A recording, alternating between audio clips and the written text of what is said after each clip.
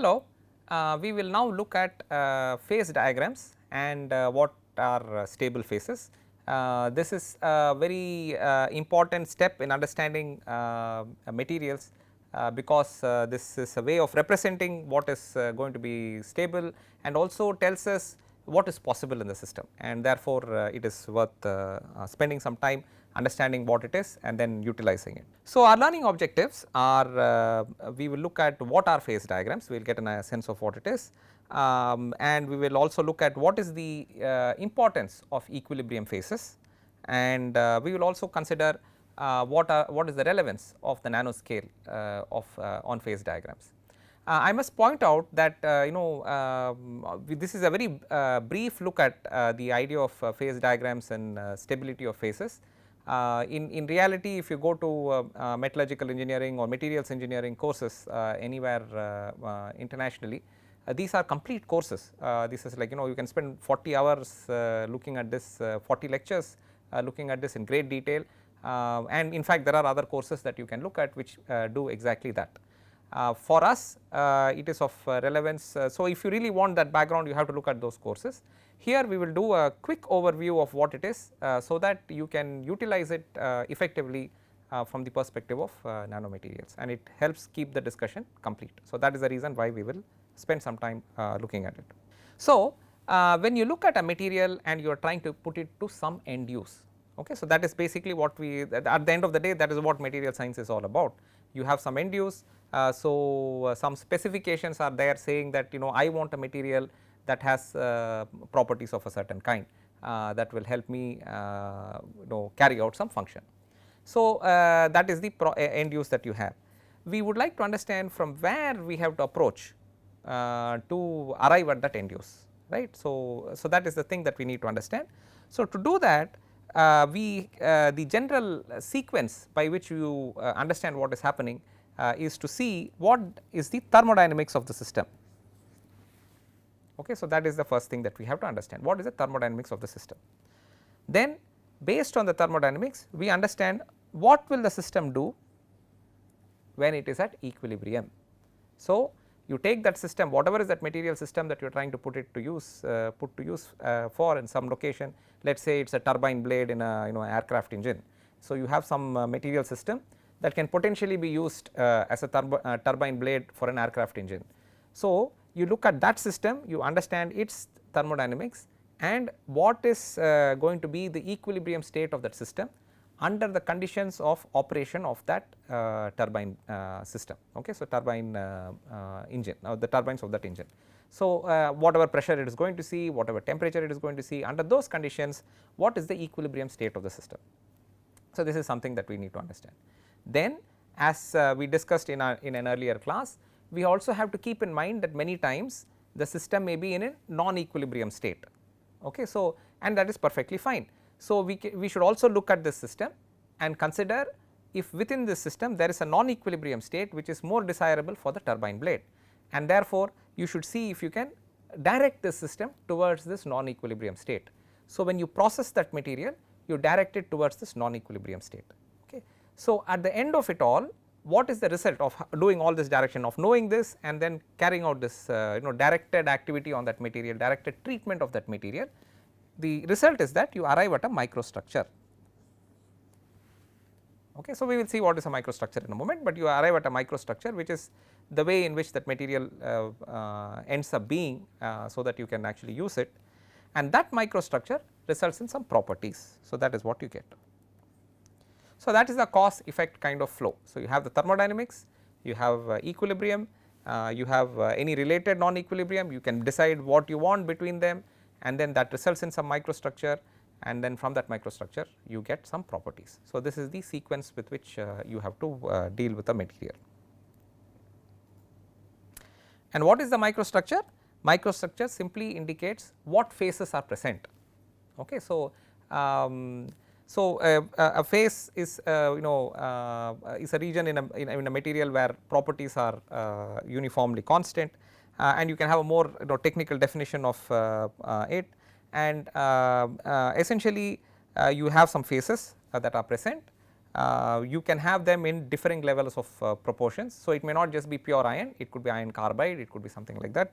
So, you have a definition of a phase, and then what proportion of those phases are present. So, you can have more than one phase. So, will you have 50% of this and 50% of that, or 20% of this, 80% of that. You may have 3 different phases. So, what is the relative proportion of those phases. So, that is important information, and how are they distributed.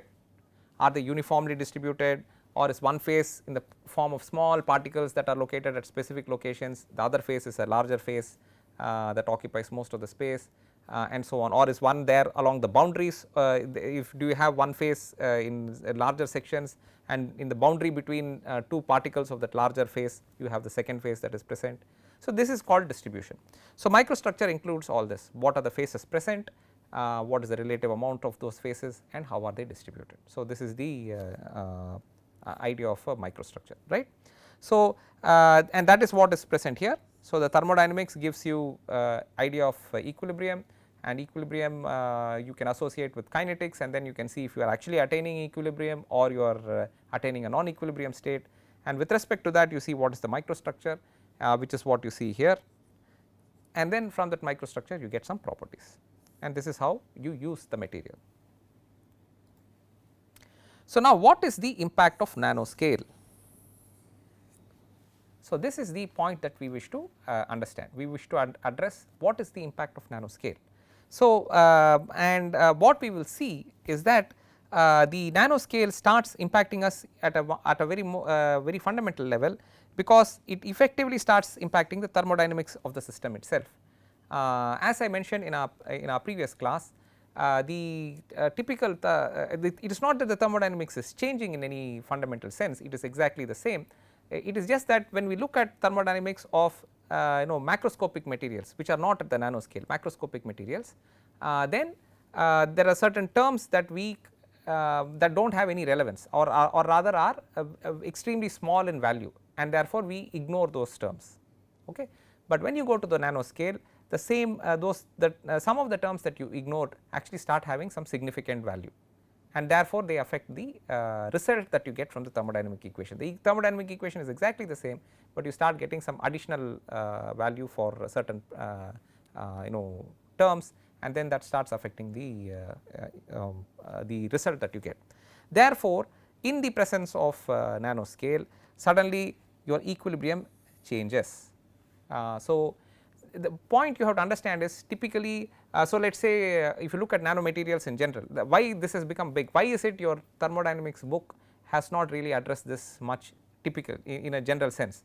You will find that most of the books in thermodynamics were written because thermodynamics is such a classic subject, they have all been, the best books have all been written, let us say 50 years ago or even more, and they are the kinds of traditional excellent books in that subject. And that is the kind of book that we learn from. If you see on the other hand, the whole field of nanotechnology has really come about only in the last say 20 years. That is when we all became suddenly very alert to this idea of nanotechnology, that it can do so many interesting things for you, and then we should utilize this opportunity to work with nanomaterials. So, therefore, the books in thermodynamics have typically dealt with systems where particles were in the macro scale, or materials had microstructure at the macro scale. They did not have really any nano scale materials. So, when they wrote equations and they looked at the systems that they were traditionally looking at, they did not see the impact of terms associated with small scale, because they were not working with systems in the small scale, and therefore they focused only on those terms which affected the systems in the larger scale, and therefore that is how they wrote the equation. Now, when you look at nanomaterials, you understand that some of those additional terms which could have been there in the original equation, but were ignored because they had minuscule values, now have significant values, and therefore you add them. So, therefore, nanoscale affects the thermodynamics, therefore it affects the equilibrium, because it affects the equilibrium, it affects the microstructure, and because it affects the microstructure, it affects properties. And that is the reason why when you go to the nanoscale, you suddenly have exactly the same material in terms of composition, suddenly giving you properties that it did not previously give you. Okay. So, that is the whole idea of nanotechnology, and in these classes we are trying to look at how the thermodynamic aspect of it can be understood, how it can be looked at, and therefore in any other system we will look at some examples, but in any other system also if you take that approach you can begin to understand what is the impact on thermodynamics from the nanoscale. So, this is the idea. So, how do we represent what thermodynamics indicates? Okay, so, this is the point that we would like to address here. How do we represent what thermodynamics indicates? So, typically we do that using phase diagrams. Okay, so, we do that using phase diagrams. So, as I said, we are looking at thermodynamics talks of equilibrium. It tells you what is going to happen under the conditions where you have given enough time for all reactions to occur and they have finally reached their resting state. I mean, they have done all the reactions possible, maybe I mean in principle you are even talking of you have given it hundreds of years, etc. I mean, you are not going to run an experiment for hundreds of years, but in general that kind of time scale you think of, you say that give it infinite time, what will it do? This is what it will do. So, that is decided based on the change in free energy and what is the lowest free energy that system can adopt, and therefore, the equilibrium state of the system. And then once you decide on the equilibrium state of the system, let us say you have a range of compositions the system can take. For each composition you try to understand what is the equilibrium state of the system, and then you put all that information together in a single pictorial representation, and that pictorial representation is this phase diagram. Okay. And that very nicely captures the thermodynamics of a system. So, we need to understand a little bit about phase diagrams, and therefore, on that basis we understand then look at maybe what does the nanoscale do to it. So, to do that let us just take a excuse me, a simple example of a copper nickel phase diagram, so that you understand what does the phase diagram provide us, and therefore, you can begin to see what the nanoscale might do to it, right. So, that is why we would like to look at it. So, to do that this is an interesting phase diagram to look at, because it also happens to be a very simple phase diagram to look at. So, what we need to have is we have to have temperature, we have to have composition. So, this is temperature on the y axis on both sides, and we will start with pure copper and we can go up to, so this is weight percent nickel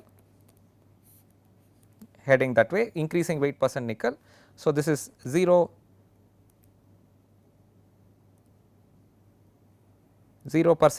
nickel. So, this is halfway there.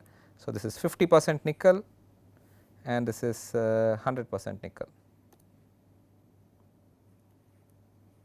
100% nickel. So, we go this way, and so this is, let us say this is 75, and here we put on midway mark 25.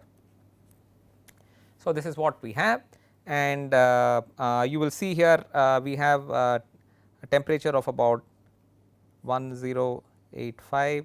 This is all degrees centigrade, temperature in degrees centigrade, this is also in degrees centigrade, and you have 1453. 1453 is the melting point of nickel, 1085 degrees centigrade is the melting point of copper. So, what you normally see is a diagram for this system which looks like that. I will just correct that a little bit.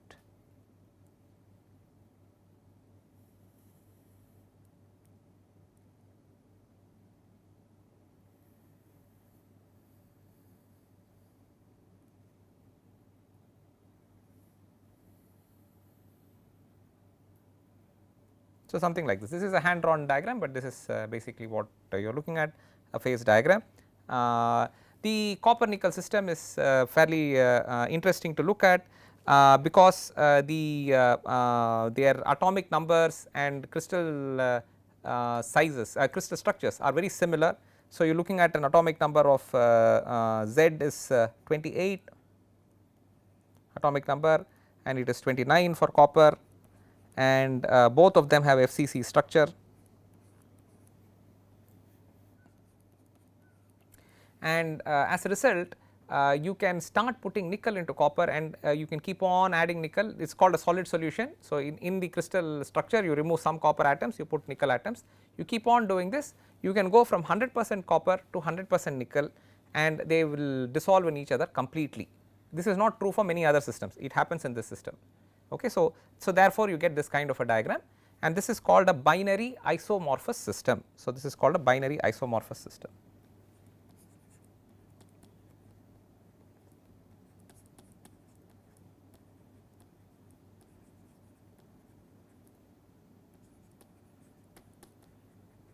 Okay. So binary isomorphous system. So this is the system that happens because of the differing details associated with copper and nickel. So you get this system here.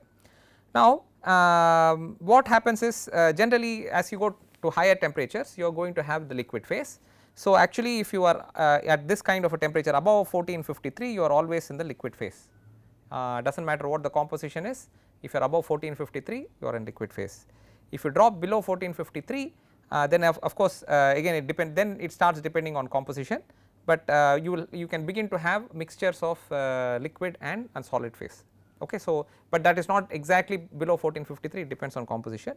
If you go below 1085, then you only have solid phase. So this is solid, so we will call this alpha. So this is alpha phase. In intermediate temperatures, you have both phases, alpha plus liquid. And so this is how this happens, and you can take any given composition. So let us just take some composition C0,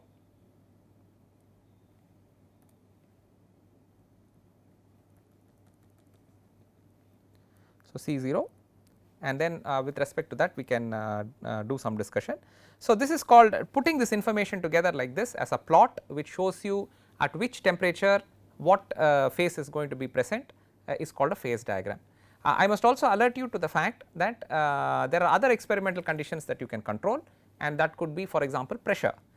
In this case we are assuming, in most metallurgical systems such as the one that you see here, the assumption is that the pressure is 1 atmosphere, and that is generally a very convenient assumption to make in these systems, because this is molten metal, solid metal and molten metal, and we really do not have much ability or interest in adding extra pressure to it or putting it under vacuum, etc. In general, there may be some special cases where that is also of interest. In general, that is not the case. Most of the factories that you are going to go, industries that you are going to go where you are making these metals or metallic systems, working with these metallic systems, the end use is at room temperature and atmospheric pressure. So the pressure is typically atmospheric, where they are processing it as well as where they are using it. So it is kept at 1 atmosphere. So it is useful for us to have a phase diagram at 1 atmosphere pressure. Temperature is critical because you can use the part at higher temperature, you can use the part at lower temperature, many times this is happening, and so we are having greater focus in on the temperature.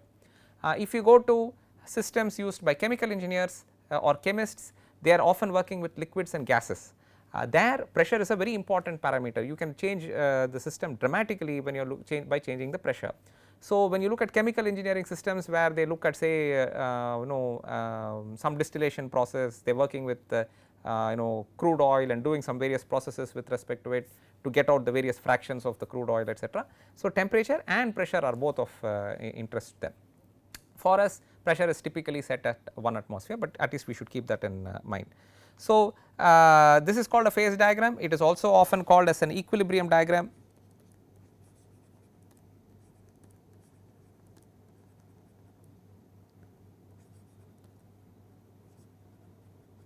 It is also sometimes called as a constitutional diagram.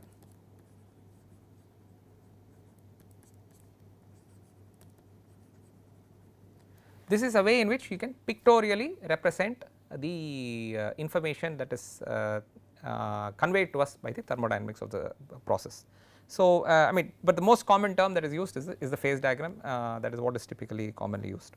So what we will do in our next slide is we will simply magnify a region from this phase diagram.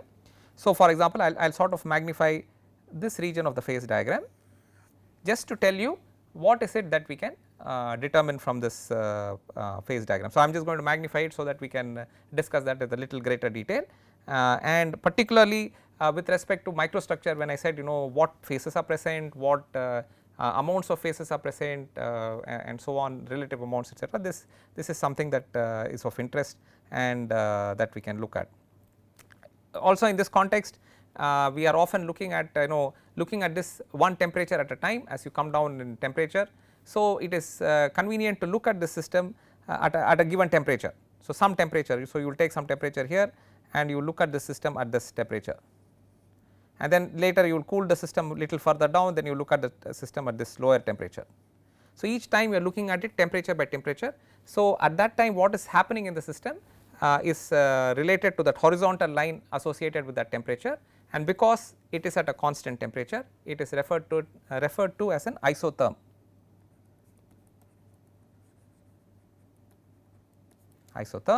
And that line, that horizontal line, is also called a tie line. Okay, so we will just keep that in mind. In our next slide we will focus on that a little bit more, and then you will get an idea of what we can do. So, we are just going to magnify this diagram a little bit and build on it from there. So, we have temperature again on our y axis,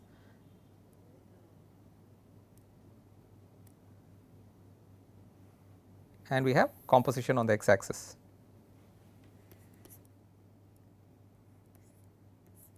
Temperature in degrees centigrade and composition, which is in this case weight percent nickel. Okay. And we are looking at a magnified region of the phase diagram. So, this is not a complete phase diagram, I am just going to draw a section of it.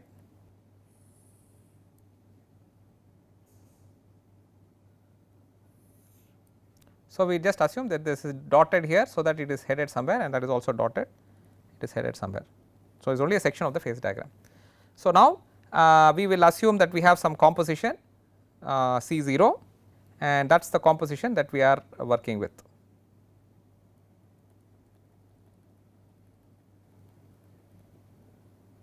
That is C0, that is the composition we are working with, and you begin to cool it. You take the system at a temperature T1, this is the temperature T1.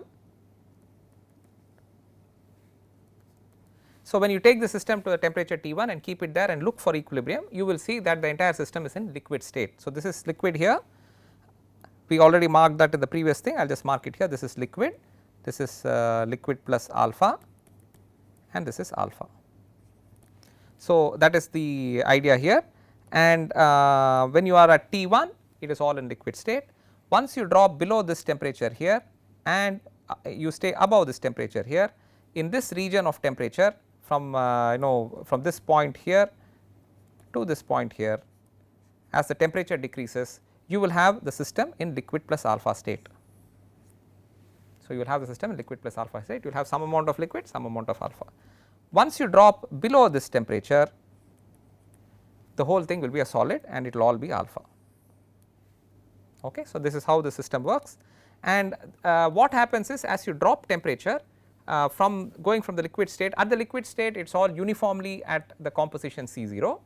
Finally, when you are at alpha state also, it is uniformly at the composition C0. If you do it slowly, if you do this in an equilibrium process, that is, you are allowing everything to settle to its lowest energy condition, then when you start, it will all be in composition C0, liquid of composition C0, you will finally reach FCC structure, which we will call alpha, because it is a solid solution, and that solid solution will contain copper and nickel with exactly the same composition C0 uniformly throughout that solid, with some minor fluctuation, but in general it will be exactly the same if you do it equilibriumly in an equilibrium cooling process.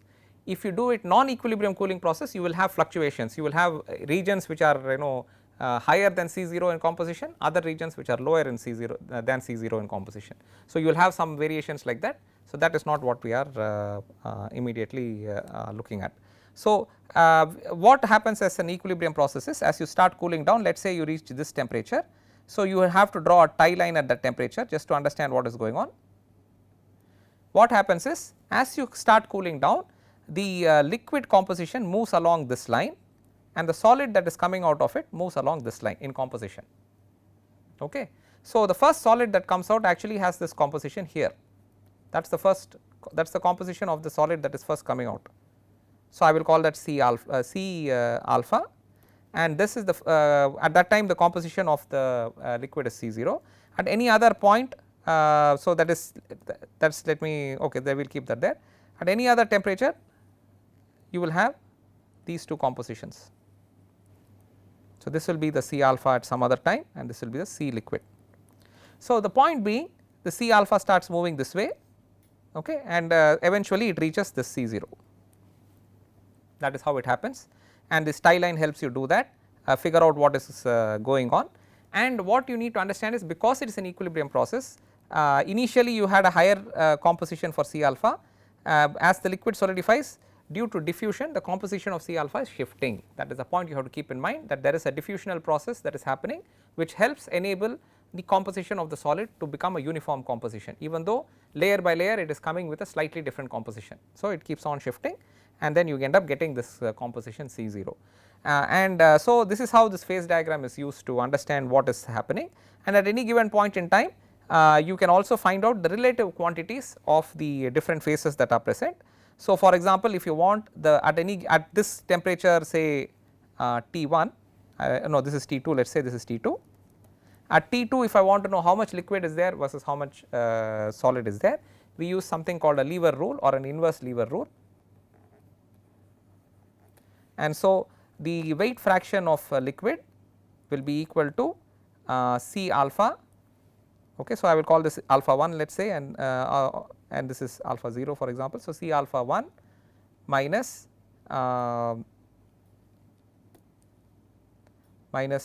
C 0 divided by C alpha 1 minus C liquid.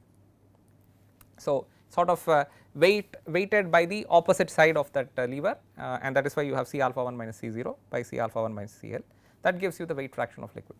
It is not very important that we should know this, we should focus on this calculation at the moment, but the point is this is how the phase diagram works, and this is a very simplified phase diagram.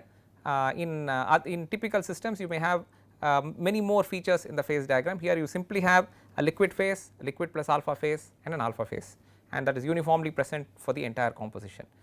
In many other systems you will have multiple phases that will show up at different temperatures, at different compositions and so on, and all of that is calculated from thermodynamics and converted into a plot that looks like a diagram which has composition versus temperature and that captures the thermodynamics of the system. So, that is the beauty of this thermodynamics and phase diagrams, and it tells us what is possible in the system, and that is what is important to us. It tells us what is possible in the system and what is the direction in which the system will move. Now, if you look at what the thermodynamics has given us, which is this phase diagram, the reason this is of interest to us from nanotechnology perspective is that when you go to the nanoscale, right, when you go to the nanoscale, if you look at the phase diagram of the same system at the nanoscale versus the phase diagram of the same system at some other macroscopic scale, what you will see is because of the nanoscale, because of the high energies that are due to some energy considerations at the nanoscale which we will see, some of the phases that were considered stable in that system at when the system was having macro scale let us say grains at a macro scale. Once the system was having grains at macro scale, amongst the phases that are present, like I said, here you simply had liquid plus alpha and alpha. You may have some other system where you have an alpha phase, a beta phase and a gamma phase. So, let us just say there is a hypothetical system where I have alpha phase, beta phase and gamma phase, and let us say when you in general this is the most stable, this is the next most stable and this is the next most stable in terms of stability. So, normally if you take that particular system you will only see the alpha phase, but if you go to nanoscale, what will happen is you may find systems where in the nanoscale this has been this order has been disturbed and suddenly you see let us say beta phase, gamma phase and then alpha phase. It can easily happen that way. So, then what you will see is that for the nanoscale system of the nanoscale sample of the exact same system, nanoscale sample of the exact same system, suddenly the beta phase is what you see more easily, you see less of gamma and you almost do not see alpha. Okay. Nothing else you have changed, you have simply gone to small scale, and that is how because of the small scale suddenly your expectation with respect to the phase diagram has suddenly changed, and therefore, what you actually get in the system is different. And then if you go back to what we said, you have thermodynamics, it results in equilibrium, which gives you a certain microstructure and you get some properties. Now, since the phase and the microstructure itself is what phases are present and how they are distributed, right, and now suddenly you see that the phases that are going to be present are actually different, because you have gone to the nanoscale, because it has altered the relative impact of some terms in the thermodynamic equation, and suddenly a phase that was less stable in the macro scale is now more stable at the nanoscale, and therefore, the microstructure of that system is suddenly different. If the microstructure is different, you can almost you can be almost assured that very likely the properties of the system are going to be different, and that is how the nanoscale has an impact. And this is very important, because at the end of the day we want materials with interesting properties, interesting ranges of properties. So, whereas previously when you were working with this material in the macro scale, you were limited to a certain range of properties, now suddenly because you have gone to the nanoscale and different phases are becoming available at the nanoscale, you are getting a completely new set of properties, and that is how the nanomaterial is becoming interesting to you. The same composition is giving you completely different properties by going to the nanoscale. So, in summary, thermodynamics indicates to us what stable phases are going to be present, right. What are the phases that are going to be stable in the system is what thermodynamics indicates to us. Phase diagrams are a pictorial way of representing the thermodynamic information. It tells us what is the information that is there in the system, and what is possible in the system, and it presents it in a way through which we can actually look at a range of possibilities in the system, and in each case you can gauge for yourself what is the system going to give us as a microstructure, or at least what is the high probability that the system will give us a certain type of microstructure, or what phases will be present. That is what you will get from the phase diagram. It helps us it tells us what phases are present, it will tell us what is the composition of the phase. We saw that it tells us the liquid composition, it told us the alpha composition. So, it tells you what phases are present, whether it is only liquid phase, or is it liquid plus alpha, or is it alpha phase. It tells you what is the composition, if it is liquid plus alpha, it tells you what is the composition of the liquid, what is the composition of alpha. It tells you the relative amounts of the phases present. That also we can calculate, we can actually look at that system, and you can say that this is the weight fraction of liquid phase that will be present, that is the weight fraction of the alpha phase that will be present. And we also saw that the phases and associated microstructure have a very significant impact on the properties, and that is something that is the key or the crux of all of material science. At the end of the day we want properties because there is some end use which needs those properties, it needs a material with those properties, and that is the fundamental driving theme behind material science. Or we could come up with interesting properties and then somebody finds a use for it. So, that could also happen, but generally this is what is the idea here. And we also noted that when you go to the nanoscale, because it can impact thermodynamics of the system by accentuating certain aspects of the thermodynamic relationships much more than in the macro scale, you can actually change the relative stability of different phases, and therefore you can make other phases more stable, which is very important. You can make other phases more stable, therefore you can get a microstructure which you would not otherwise expect in the system, and with that you can completely change the properties, and therefore you can change the utility of the system. So, this is the impact of nanoscale on thermodynamics and phase diagram and such, and how it impacts the end use that we can put it to. Thank you.